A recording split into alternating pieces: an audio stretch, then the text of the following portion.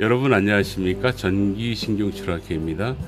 제가 어깨 힘줄 파열과 관련해 가지고 몇 개의 영상을 좀 올렸더니 생각보다 많은 분들이 문의를 하세요. 여러 가지 질문들이 있는데 이거를 공통적으로 한번 취합을 해보니까 내가 어깨 힘줄이 파열이 됐는데 수술을 해야지 되나 말아야지 되나 이 부분에 대해서 가장 많이 궁금해 하시더라고요.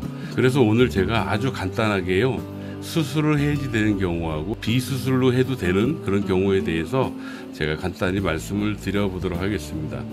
집중하세요.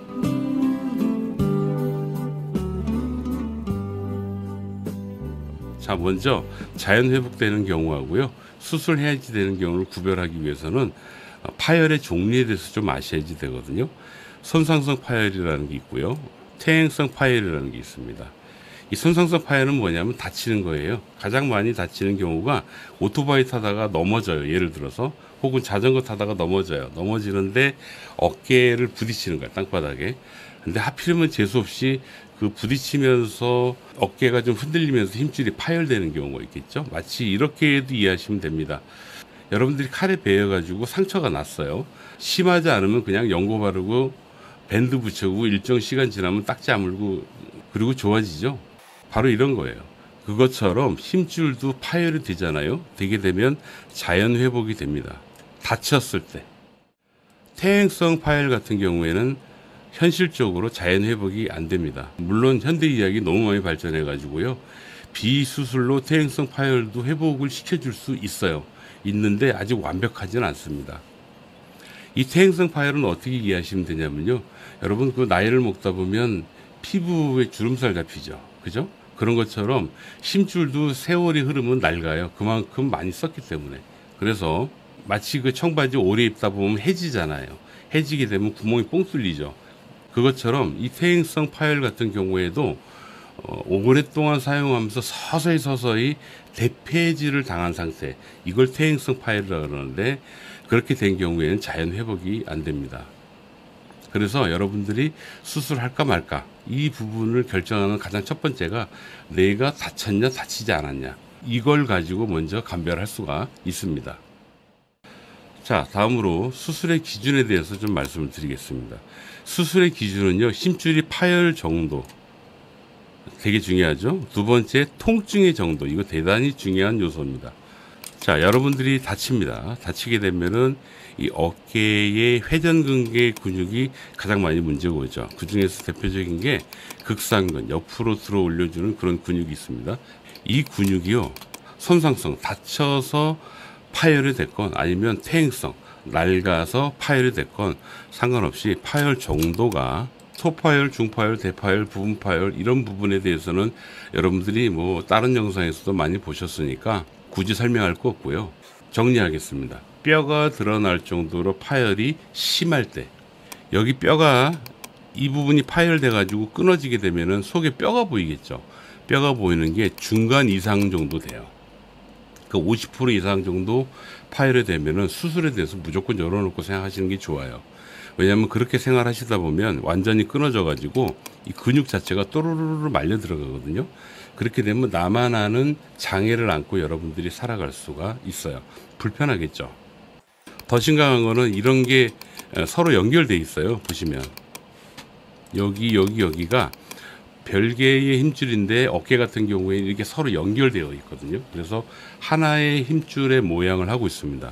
그래서 여기 힘줄 파열이 진행되고 완전히 되잖아요. 그럼 이쪽으로 또 퍼져요. 그리고 이쪽으로 또 번져버리는 건지. 그러면 여기 전체가 다 파열이 진행되면은 심각한 문제가 생기겠죠. 제가 하나 영상 보여드리겠습니다. 팔 한번 올려보세요. 다 올리신 거죠? 최소한 올려보세요. 누가 좀 받쳐줘봐. 팔꿈치 90도까지, 숄더 팔도 90도까지. 더 올려봐. 더 120도. 딱 유지하세요. 이제 유지하세요. 손 좀 놔봐봐. 놔봐봐. 괜찮아. 됐어. 바로 이런 경우가 되겠습니다. 이분이 힘줄이 3개가 다 끊어졌어요. 근데 여건상 수술을 못 하셔가지고 결국 이 모양이 돼가지고 팔을 못 쓰게 되셨죠. 이 정도로 힘줄 파열은요, 완전히 파열되면 아예 팔을 못 쓰게 되는 그런 위험한 병이 되기도 합니다. 그래서 어깨 힘줄 파열이 뼈가 드러날 정도로 절반 이상 파열된 50% 이상 파열이 되면 그걸 보통 중파열 정도라고 얘기를 하는데요. 그때는 수술을 좀 열어놓고 보시는 게 좋아요. 그 다음에 통증의 정도. 되게 아프잖아요. 그러면 일상생활이 너무 힘들잖아요. 삶의 질이 엄청 떨어지겠죠. 그리고 아프다 보니까 관절이 굳어버려요. 딱딱하게 오십견이 생기는 거죠. 이렇게 되면 진짜 아무것도 못하게 됩니다. 그래서 통증이 오랫동안 지속이 될 경우에도 수술을 합니다. 그러면 가장 유리한 조건이 뭐겠습니까? 파열도 되고 통증도 심한데 몇 개월이 지났는데도 회복이 안 돼요.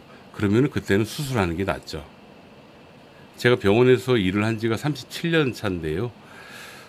최근 한 20년 전부터 급속도로 어깨 수술 환자들이 늘어나는 것 같아요.